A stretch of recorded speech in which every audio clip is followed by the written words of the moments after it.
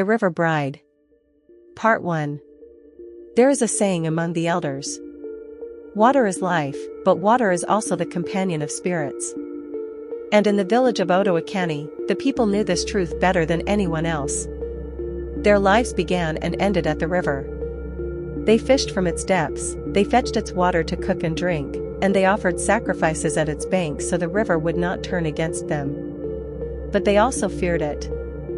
For when the moon grew fat and full, and the night air hung heavy with mist, strange things were said to happen by the river's edge. Some swore they heard a woman's voice singing beneath the rippling surface. Others said they had seen her rise from the water, tall and glowing like moonlight, her eyes reflecting secrets no man should know. The villagers called her Ayaomi, the River Bride. The village and its fear. Life in Otoakani was simple, yet never free from shadow. Children were warned from birth, do not play by the river at night. Do not answer if you hear your name in the water. And never follow the woman who calls. The elders told stories of men who had vanished. Fishermen who chased after silver fish too far from the shore and were never seen again. Traders who claimed they saw a beautiful woman waving at them across the water, they followed her laughter, and the next morning, only their clothes were found, washed up at the bank. Every year, at the festival of the New Yam, offerings were made to the river, calabashes of palm wine, roasted yam, beads, sometimes even a white goat. For they believed that if the river bride was not fed, she would take what she desired, and it was usually a life.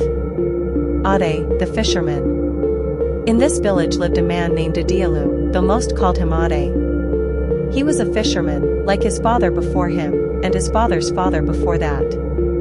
But unlike those before him, Ade's nets had grown thin with bad luck. For weeks, he had returned from the river with almost nothing. His wife, Sua, tried to stretch whatever little he brought home, a few tiny tilapia, sometimes nothing more than crabs caught between the nets. Their 2 children went to bed hungry more often than fed. At the market, people whispered that Ade must have offended the river somehow. Some said he had not given enough sacrifice. Others said the river had already chosen him for something darker. Ade laughed it off when others spoke, but deep inside, his heart was heavy. Poverty was a disease, and he was drowning in it. He could not bear the way his children's stomachs groaned at night, or the way his wife's eyes grew thinner with worry. It was on such a night of despair, beneath a swollen full moon, that Ade first heard the singing. The first song. He had cast his net wide, deeper than he normally dared. The water lapped against his canoe, and the air was so still that even the crickets seemed to be holding their breath. Then it came. Soft at first, like the hum of a distant flute. A woman's voice. Her song was not in any tongue Ade knew fully, yet it seemed familiar. Each note curled around him like smoke, wrapping his bones in warmth and longing. Adielu. Adielu. His hands trembled. The voice called his name. His name. He peered into the river, and there she was. She rose like mist from the water, her body shimmering with light that bent and twisted like the moon's reflection. Her hair was long, dark as midnight, flowing as though still underwater. Her face, oh, her face, was beautiful and terrifying, for her eyes shone like glass, and her smile was both tender and cruel. "Fisherman," she whispered, though no sound left her lips. The words sank straight into his chest. "You labor in vain.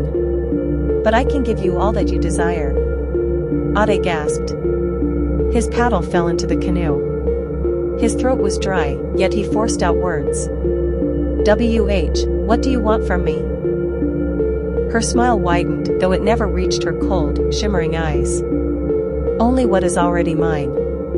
And before Ade could speak again, she melted back into the water, vanishing as if she had never been there. The river returned to silence. The sleepless night. Ade rowed back with trembling hands.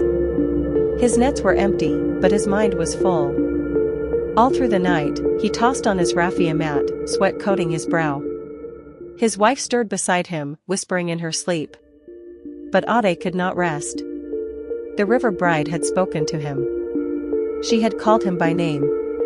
By dawn, he convinced himself it was only a dream. Hunger plays tricks on a man's mind, he thought. Loneliness too. But when he went to the market that morning, old Baba Iridi, the blind drummer, stopped him in his tracks.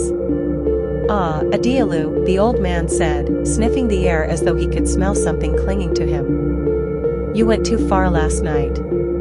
Ade froze. "What do you mean?"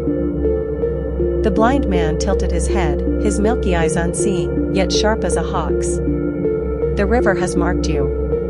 I can hear her in your footsteps." Ade stumbled away, shaking, but Baba Iridi's words clung to him like leeches. The second encounter. For 3 nights, Ade avoided the river at moonrise. He told himself he would only fish in the early mornings, when the mist was thin and the sun chased shadows away. But hunger is a stubborn master, and by the 4th night, his children's cries gnawed at his soul. So he went again. The moon hung round and bright, and the river's surface gleamed like polished silver. And again, she came. This time, closer. She rose from the depths with water dripping from her skin, her body glowing faintly, as though lit from within. Her hair fanned across the surface like dark weeds. "Fisherman," she cooed. "Why do you suffer? Look at you, bones sharper than spears, eyes hollow with hunger. Come to me, and I will fill your nets with fish until they break." Ade clutched the side of his canoe, his heart hammering. "I have a wife," he croaked. "Children too. Leave me." Her laughter rippled through the water like 1,000 tiny waves. "Then let me bless them also. Do you not wish to see your children's bellies full? Do you not wish to see your wife clothed in silk and gold?" For a moment, Ade imagined it, a home without hunger, his wife smiling again, his children laughing. The vision was so sweet it burned his throat. But then he remembered the warnings. The tales of men who vanished. He shook his head violently. No. The river bride's smile faltered, her eyes glinting with something sharp. "Do not reject me twice, fisherman," she whispered, her voice now carrying an edge like broken glass. "The river does not call without reason." And with that, she sank once more into the depths. The haunting. From that night on, Ade knew no peace. In his dreams, he saw her face hovering above him, her hair floating like a crown of shadows. When he walked to the market, he heard her voice humming from the pots of water women carried on their heads. Even in his own hut, when the children slept and the night was still, he swore he heard the sound of dripping water in the corners. The river was everywhere. His wife noticed his restlessness. "Ade," Sua whispered one evening, placing her hand on his. "Something troubles you. Tell me." But Ade could not.